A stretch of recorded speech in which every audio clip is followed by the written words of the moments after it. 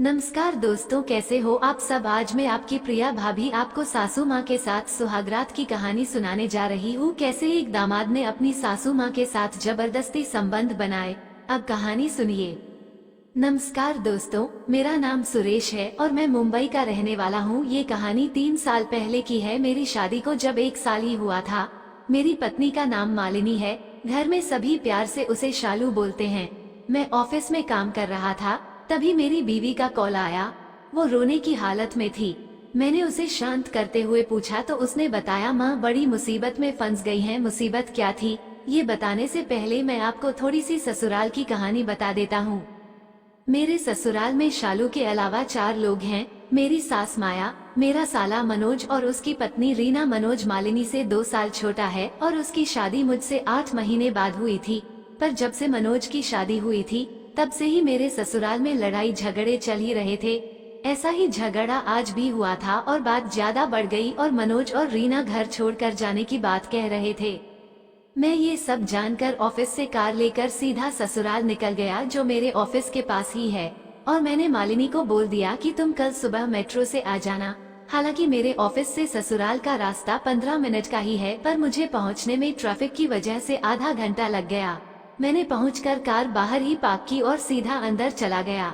सभी दरवाजे खुले थे और कोई भी दिखाई नहीं दे रहा था। मेरे ससुराल का घर 2 मंजिला बना हुआ है, जिसमें नीचे की मंजिल पर 2 बेडरूम, लिविंग रूम और किचन है। ऊपर एक हॉल और एक बेडरूम है।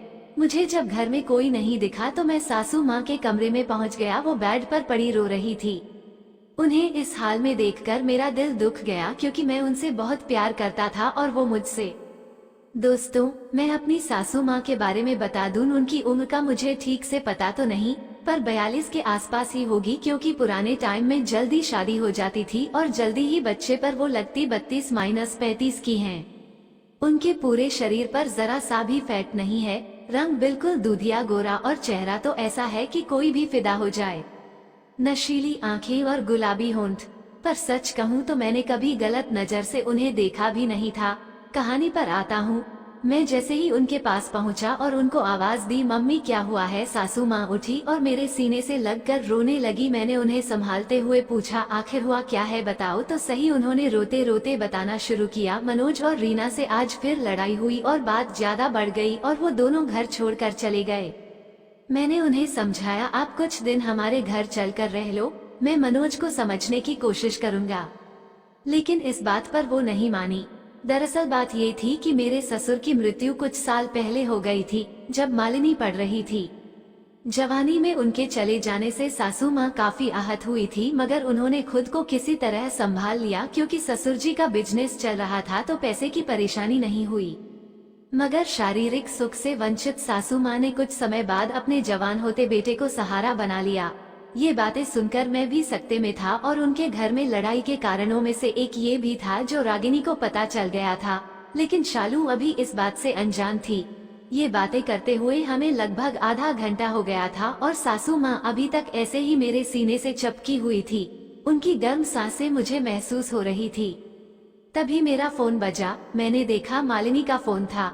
उसने फोन उठाते ही पूछा, आप पहुँचे या नहीं, सब ठीक है ना। सासू माँ मुझसे बिल्कुल चिपकी खड़ी थी। उन्हें सब कुछ साफ सुनाई दे रहा था। तो उन्होंने फोन लेकर खुद बात करना शुरू कर दिया, बेटी मैं बिल्कुल ठीक हूँ, तुम चिंता मत करो।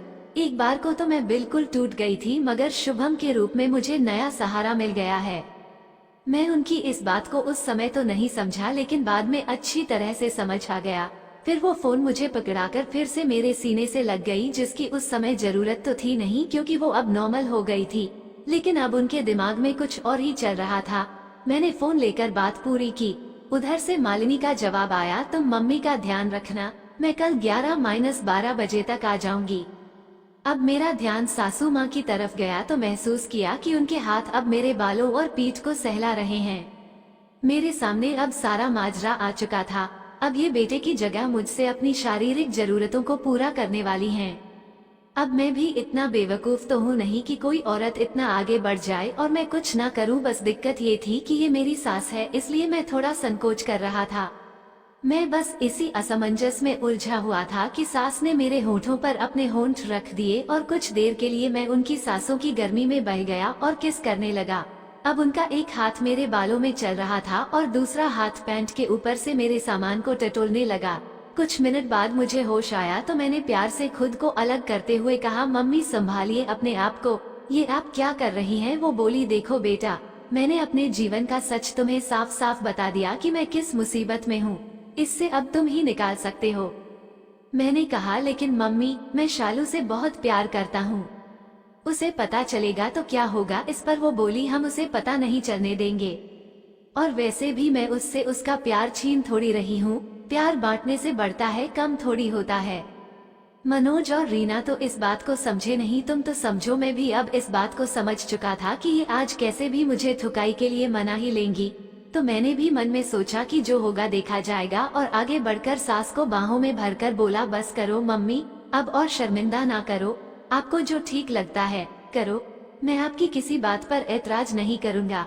बस एक बात ध्यान रखना कि मैं मालिनी से बहुत प्यार करता हूँ और मेरे दिल में पहली जगह हमेशा मालिनी की है। ये सुनकर वो मुस्कुराई और कुछ बोलना चाहती थी, लेकिन मैंने अब कुछ बोलने सुनने का मौका नहीं दिया और उनके होठों को चूसने लगा। कुछ ही पलों में हम थुकाई के नशे में खोने लगे। हमारी आंखें अब बंद हो चुकी थी और हाथ एक दूसरे के शरीर पर रेंग रहे थे।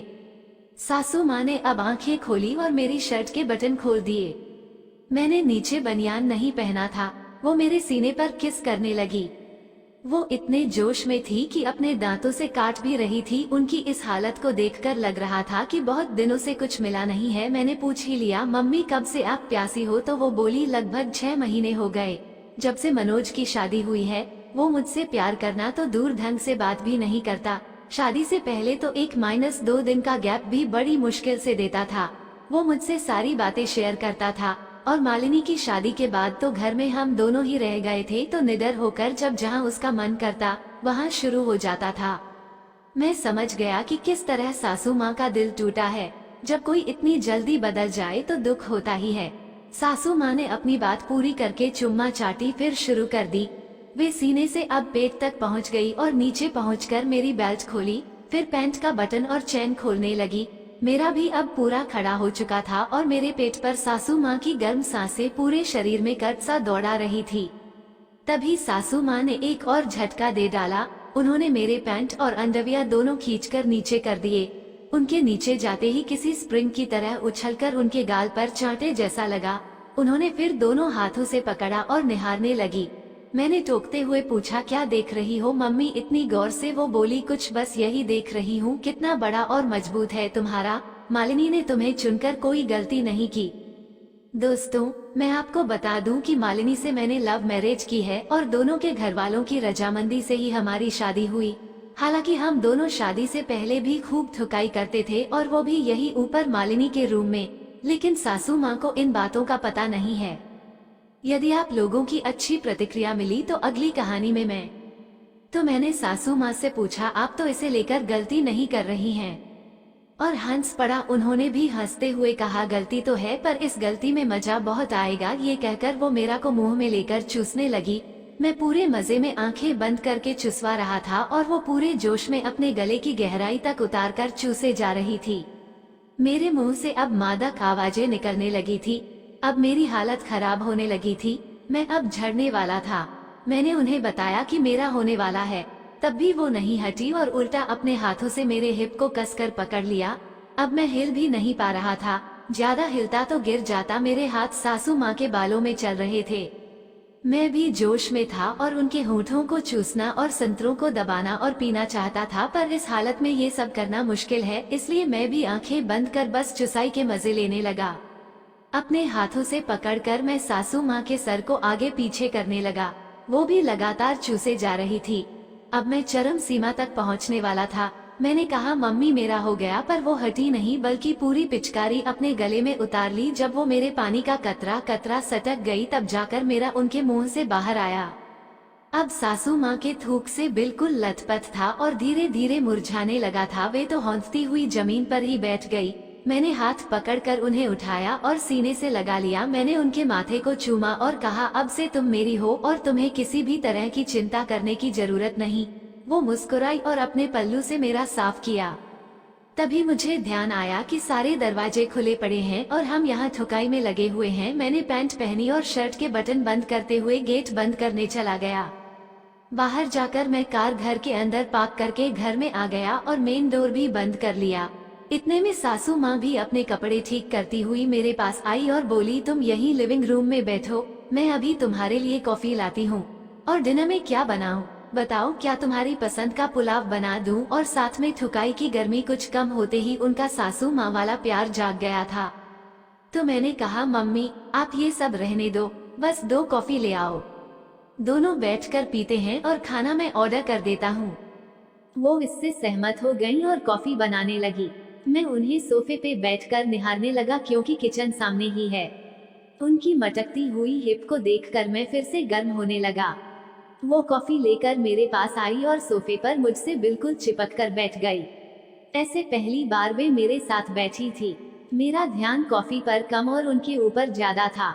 वो साथ में खाने के लिए चिप्स भी लाई थी। अब वो चिप्स उठाकर अपने हाथ से मुझे खिलाते हुए बोली, ये भी खाओ ना। ये देखकर मैं भी चिप्स उठाकर बोला, ये लो आप भी खाओ, और चिप्स अपने होठों में दबाकर उन्हें खिलाने लगा।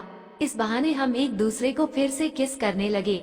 किस करते करते मैं सासू माँ के ऊपर झुक गया और उनको सोफे पर लगभग लिटा दिया और खुद उनके ऊपर लेट गया। अब मैंने होठों से नीचे बढ़ना शुरू किया, पहले ठुड्डी पर, गले पर, उनके सीने तक पहुँच गया।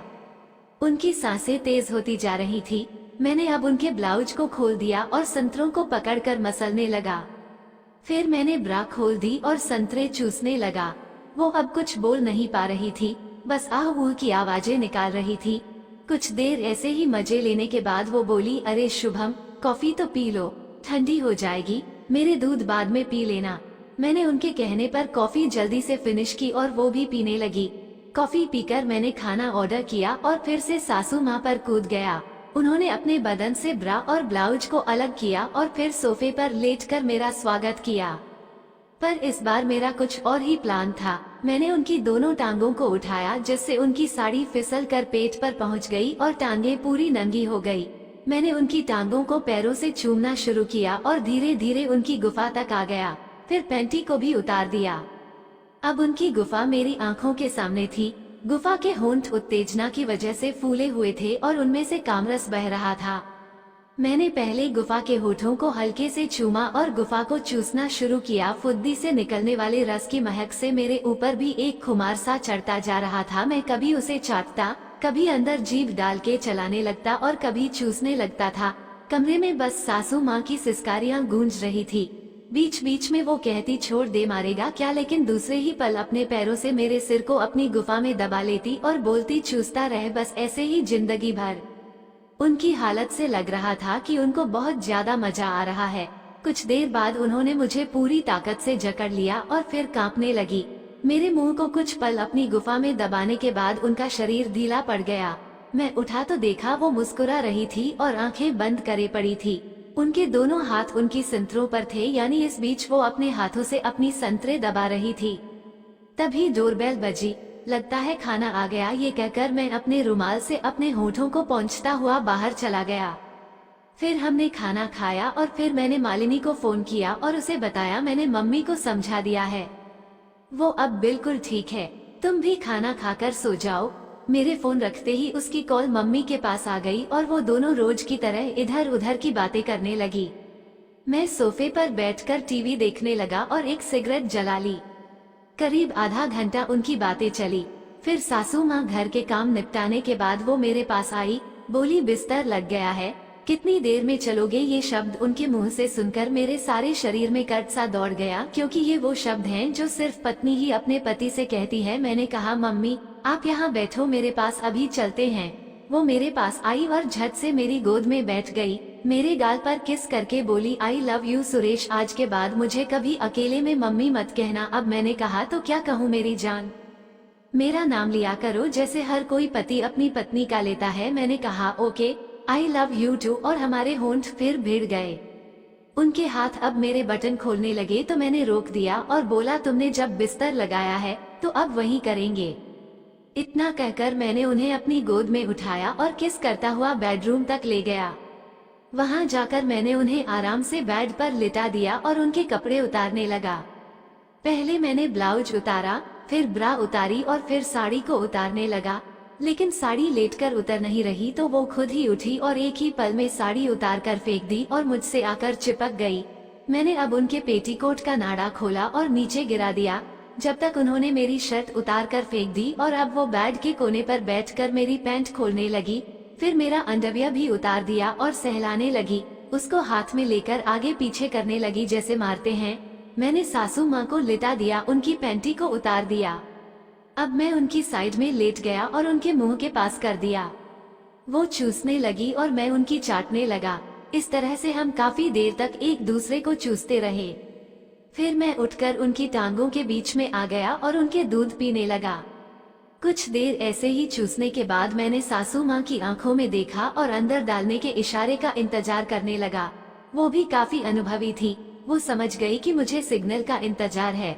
उन्होंने मेरी आंखों में देखते कहा, आ जाओ, अब एक पल भी मत गवाओ। मैंने भी अगले ही पल हाथ से गुफा पर सेट किया और डाल दिया अंदर। एक ही धक्के में गुफा की गहराई में उतर गया। सामान मिलते ही सासू माँ की आंखें बंद हो गई और होंठ दांतों से काटने लगी। मैंने अब धक्के लगाने शुरू किए और उनके संतरे दबाने लगा। वो बस जोर से करो यही चिल्लाए जा रही थी। मेरी भी अब स्पीड बढ़ गई थी। जैसे जैसे मेरी स्पीड बढ़ रही थी, उनके चिल्लाने की आवाज भी बढ़ती जा रही थी। मैंने अब उनके होठों पर होंठ रख दिए और धक्के की स्पीड भी बढ़ा दी। ऐसे काफी देर थूकने के बाद वो बोली, मैं अब ऊपर आऊंगी। तो मैं सासू माँ के ऊपर से हट गया और उनको मौका दिया अपना जोर दिखाने का। मैं लेट गया, वो मेरे ऊपर आई और एक हाथ से पकड़ा और उस पर बैठ गई। अब दोनों हाथ मेरे सीने पर टिकाए और ऊपर नीचे होकर थुकाई करने लगी। मैं उनके उछलते संतरों से खेल रहा। कुछ ही देर उछलने के बाद उनकी हालत खराब हो गई और वो सवारी छोड़ मेरी बगल में लेट गई। मैं तुरंत उठकर उनकी टांगों के बीच में आ गया और उनकी गुफा में फिर से डालकर उनका बाजा बजाने लगा। इतनी देर हुई थुकाई से उनकी हालत खराब हो चुकी थी। वो अब चिल्ला भी नहीं रही थी, बस टांगे चौड़ी करके थुकाई का मजा ले रही थी। फिर थोड़ी और थुकाई के बाद उनके शरीर ने जवाब दे दिया और उन्होंने मुझे जकड़ लिया। फिर वो जोर से चिल्लाई और ढीली पड़ गई। मैंने भी इसी बीच अपनी पूरी ताकत से धक्के मारे और फिर मैं रुक गया। सासू माँ झड़ चुकी थी पर मेरा निकलना अभी बाकी था, तो मैंने बाहर निकाला और उनके हाथ में दे दिया। मैं बोला, ये अभी और प्यार चाहता है तुम्हारा? तो वो बोली, मेरे ऊपर आकर मेरे संतरों के बीच में डालकर इसका रस मेरे ऊपर छोड़ दो। मैंने वैसा ही किया और कुछ देर उनकी संतरों के बीच रगड़ने के बाद ऐसी पिचकारी छूटी कि सासू माँ के मुंह, गला और छाती सब गीले हो गए। मैं तो निढाल होकर एक तरफ लेट गया। सासू माँ 5 मिनट तक मेरे माल को उंगलियों से उठा उठा कर चाटती रही। जब सारा माल साफ हो गया तो मेरे कान में बोली, मुझे बाथरूम जाना है और उठकर चलने की मेरी हालत नहीं है। मैंने उठकर उन्हें गोद में उठाया और बाथरूम तक पहुंचाया। फिर गोद में लेकर बेड पर लिटाया और नंगे ही एक दूसरे की बाहों में सो गए। सुबह देर से हमारी नींद खुली तो देखा कि 10 बजे हुए हैं। हमने उठकर एक साथ शावर लिया और रसोई में आकर दोनों नाश्ता बनाने लगे। नाश्ता करने के बाद हम दोनों सोफे पर बैठ गए और टीवी देखते हुए मालिनी का इंतजार करने लगे। इसी बीच हमारा फिर मूड बन गया तो सासू माँ को मैंने अपनी गोद में बैठाकर सोफे पर ही पेल दिया। फिर सासू माँ नीचे आई और मेरा चूसकर माल गटक गई। वो चूसने के बाद खड़ी ही हुई थी कि मालिनी आ गई। शालू ने आकर सासू माँ समझाया और कुछ दिन के लिए हमारे घर ले गए। फिर तो मौका देखकर हम दोनों अक्सर ठुकाई करने लगे।